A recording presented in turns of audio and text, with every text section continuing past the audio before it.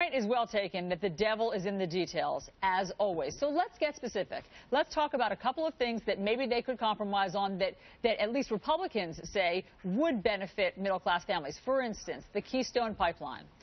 Republicans say that would increase jobs. Is the president ready to authorize that?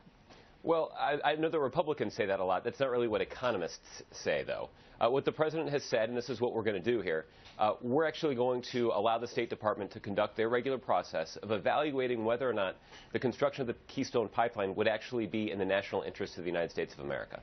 So that's a process that's up and running. Yes, but haven't environmentalists figured that out? I mean, so thus far, most environmental studies have suggested that we could figure out a way to do it without harming the soil or the air. It seems as though that question has been answered. What are we still waiting for? Well, we're waiting on a couple of things. The first is I do think it still continues to be an open question about what impact the construction of the pipeline would have on those causes of climate change. And I think that is a concern that the president has articulated a couple of times now, first in a speech that he delivered about a year and a half ago. The second thing we're waiting on is that there have been some disputes in Nebraska about the proper route of that pipeline.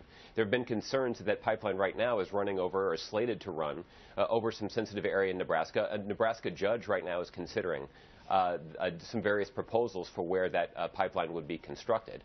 Once some of those things are resolved, then the State Department can do their work of evaluating whether or not a pipeline like this is actually in the national interest of the United States of America. That's the way that this process has worked under previous administrations, and it's the process that we're